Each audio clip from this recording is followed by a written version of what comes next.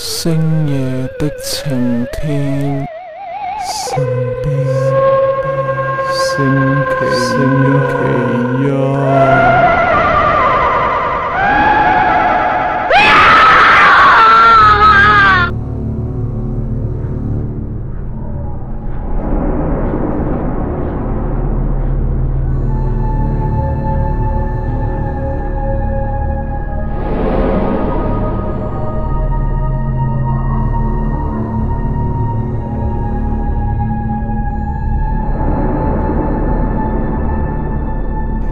繼續返嚟星夜的晴天神秘星期一，由呢一個禮拜開始咧，每個星期都會喺呢一度即係講下一啲關於神秘力量嘅或者靈界嘅事宜嘅。咁喺我哋休息呢段時間呢，就唔係喺度 hea 嘅，即係除咗阿咪呢 Selina 同我啊，或者甚至阿 Chris 啊，甚至阿 Ken 啊，遲啲都會喺翻呢度出現。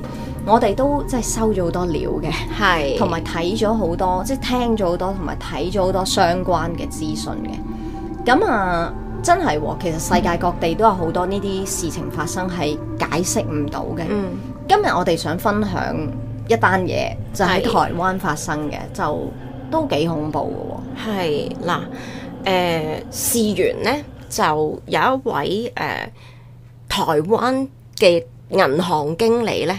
咁佢就跟住兩個登山好手咧，就去到台灣呢一個叫做北鹿山度，就去攀登啦。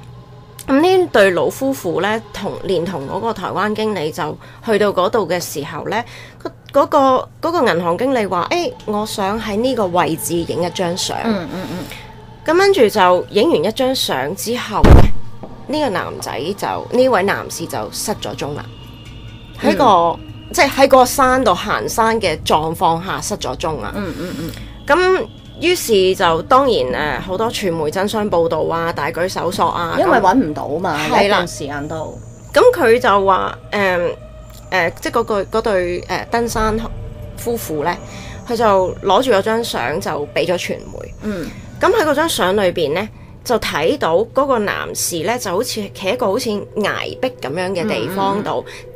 咁啊擺個姿勢啦，咁其實咧影相嘅時候咧就係影佢一個嘅啫。咁但係佢好近個鏡頭噶，係。咁但係咧張相裏邊有另外一個女士出現咗，就企咗喺好後方嘅，因為佢好似少少向上斜嘅。係。咁就有個女仔就企咗喺好後嘅，即係張相嘅好後，你好明顯見到個前後，但係就。即係個樣有少模糊嘅，同埋係真係好似我哋平時睇嗰啲靈體相，即係無端端多咗個人出嚟。而嗰對老夫婦即係幫佢影相嗰對老夫婦，當時亦都冇見到呢個女仔嘅，咁佢就無故喺張相度出現咗。係啦，咁跟住呢，喺佢失蹤咗之後嘅時間啦，有一位學生呢，就經常爬呢個北鹿山嘅。咁佢亦都去過嗰笪地方嘅一次。咁但係佢喺呢個地方呢，就遇過呢一個相裏邊嘅疑似係呢個神秘女子啦。係啦，話說佢即係嗰日就去到嗰度啦。咁佢係打算喺嗰度過夜嘅。咁就係一個公寮嘅地方，佢打算過夜。公寮係咩呢？即係我哋睇過相，其實好似有啲鐵皮屋咁樣，冇門冇剩嘅，即係好簡陋，好似有少少有瓦遮頭，但係冇燈嘅，好似一個艇咁樣嘅添㗎啦。咁佢當時就覺得好奇怪，點解有個女仔喺度嘅咧？咁佢就問呢個女仔話：你嚟呢度做咩㗎？咁個女仔就同佢講：我係嚟揾一個地方嘅。咁啊揾一個地方，但係而家都夜㗎咯喎，你今晚諗住點樣㗎？咁個女仔就話：我諗住喺呢個公寮度瞓咯。咁個男仔心諗下，喺個公寮度瞓，我都要喺度瞓喎，即係孤男寡女點瞓呢？咁個女仔話：其實我唔介意一齊瞓嘅，不過你揾啲嘢隔住啦咁樣。咁當時個男仔都有帶到嗰啲即係睡袋啊、帳篷啊嗰啲嘢，總之佢就揾一塊嘢就遮咗喺兩個人中間。咁而佢亦都點咗啲營燈啦，因為嗰度冇燈嘅，咁就隔住咗塊嘢，淨係見到個影，就同個女仔傾偈。咁啊傾傾下，突然間見到個女仔個影坐咗起身，佢已經覺得傾傾下偈，突然間坐起身咁詭異嘅。咁跟住佢見到啲咩呢？佢見到個女仔喐咗個頭髮，係頭髮啊，唔係個頭啊，但係個頭唔喐，唔喐，即係佢喺個影度見到嗰啲頭髮係即係轉咯，係但係個頭冇喐，佢已經好驚，即係個心已經驚，死啦係咪鬼嚟嘅咧？係人定係鬼咧？係啦，咁佢就已經開始有啲戒心。雖然佢好驚，但係後尾佢都瞓咗。到第二朝，佢醒嘅時候，佢見唔到個女仔喺隔離啦。咁諗住佢走咗，點知一趌起，佢又企咗喺佢前面，即係好似成日都係突然間出現嗰種感覺。咁佢就問個女仔：你而家打算點樣啊？去邊啊？個女仔話：我其實係要去揾一個我夢見嘅地方，係一個瀑布嘅，係有一個唔知，即係佢有形容個瀑布係點嘅樣。咁個男仔因為好熟嗰度，佢話：我知嗰度係邊度，我帶你去。咁於是佢就帶咗個女仔去嗰個瀑布嘅位置。咁但係佢好擔心佢就不如咁啦，我有啲食物，我有啲爐，即係你露營嘅時候可以煮嘢嘅爐，即係有啲日用品嗰啲，我擺低俾你啊，睡袋我擺低俾你，因為你一個女仔好危險。咁我自己繼續去爬山，啲嘢我送俾你。但係個女仔冇睬過佢，佢就係話我要喺度打坐。咁於是就開始唔理佢啦。咁呢件事不了了之啦，佢走咗啦。隔咗一段時間，都仲未揾到嗰個經理條屍嘅。係呢個男仔就帶幾個同學一齊去爬呢個山。咁當時首先佢就打算帶翻呢幾個同學去嗰個瀑布嗰度睇。點知去到之後，個瀑布唔見咗，直情係冇咗。咁就懷疑係之前唔知有啲乜嘢天災啦。冇令到佢冇咗，咁但係佢見到晒佢當時送俾嗰個女仔嘅，包括啲煮食爐啊、睡袋啊各樣嘢，但係一排咁，即係排得好整齊咁，一排排咗喺度，但係人就唔見啦。咁跟住呢，咁佢都不為所以啦，即係覺得好奇怪。咁跟住就繼續帶佢啲學生喺附近度行嗰個山。去到一個位置呢，佢哋係可以望到對面好似崖嘅地方嚟嘅。咁佢就佢其實嗰啲學生先望到一個人，遠處疑似有個人，係啦，就瞓咗喺對面一個山谷，好似崖嘅下低嘅地下，瞓喺度嘅，唔喐嘅。咁跟住佢哋就覺得，咦，係咪人啊？佢唔喐喎，係咪出咗意外？我哋咪要報警嗰啲咁嘅嘢。咁佢話：睇清楚啲先。佢哋有望遠鏡嘅。係啦。咁於是佢哋話：睇清楚啲啦。咁就攞個望遠鏡去望嗰個位置，真係好奇怪。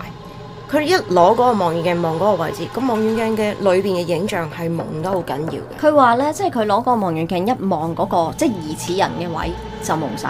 係。但係將個望遠鏡往過少少，係睇風景又清楚晒。係。一翻到個人嗰個位又朦晒。咁佢哋覺得好奇怪啊，但係都覺得應該報警咯。係。因為你有懷疑，咁於是真係報咗警啦。係啦。咁啊，報警嘅時候，咁嗰啲人就話我哋去派人去搜索啦。咁，因為嗰個位置其實係唔可以就咁行落去嘅。咁於是佢哋就出動到一啲繩索咁樣吊落去啦。咁發現呢，嗰笪地方嗰個位置嗰個人瞓咗喺度呢，其實唔係一個人，係一副白骨。佢哋好得意嘅，佢哋話吊緊落去嘅時候呢，中途望落去都係一個人嚟。係，但係當佢吊到落去嗰個位嘅時候呢，係一副白骨，而即係佢哋會認為嗰個位呢係一定爬唔到落去嘅。係，如果你喺嗰度，即係你係重摔落去嘅，即係應該你係受晒傷嗰隻噶啦。咁但係佢見到嗰個人，即係嗰副白骨瞓喺度係好工整嘅，即係唔係嗰隻粉身碎骨啊亂晒龍咁樣嘅。仲特別嘅地方就係嗰副白骨嘅側邊呢，有嗰個人嘅證件啦、銀包啦、衫啦，總之你講嘅佢自己嘅隨行物品，又係一字形咁樣排開，即係好似頭先瀑布，即係冇咗瀑布嗰個位置嗰啲嘢咁樣排法。係啦，咁仲要好得意喎！咁見到副白骨之後，咁佢哋諗住就即係要撈起嗰副白骨拎走啦。搬唔起喎，白骨啫喎，係好輕嘅喎，suppose係。佢話係2-3個人都搬唔起，係啦。咁於是佢哋其實你知台灣人都幾迷信㗎啦，係。佢哋都覺得有啲詭異，跟住就即刻燒咗啲金銀衣紙嗰啲，就撒落去嗰個位置。咁跟住就真係可以搬起副白骨啦。但係件事未完㗎喎，係。咁啊，當即係搜到呢一個白骨之後，因為有證件知道佢係邊個啦。咁之後警察就揾佢嘅家人，咁啊揾到佢哥哥，咁就俾咗嗰對夫妻最後幫呢個銀行家影嗰張相，佢哥哥睇。咁個哥哥一見到相裏面嗰個女仔，就即刻好詫異。係點解呢？佢話我認得呢個女仔。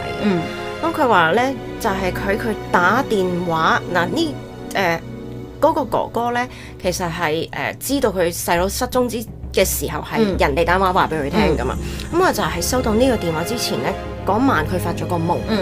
喺個夢境裏邊呢，有一個老人家婆婆咁樣嘅，咁就拖住一個女仔，就同佢講話呢個女仔呢要嫁俾你個細佬。咁當時佢話吓，我細佬結咗婚噶咯，點樣呢？咁個阿婆就話唔得，總之佢一定要嫁俾你細佬。咁佢就發咗個咁嘅夢。咁跟住呢，起身嘅時候就收到佢細佬失蹤嘅電話啦。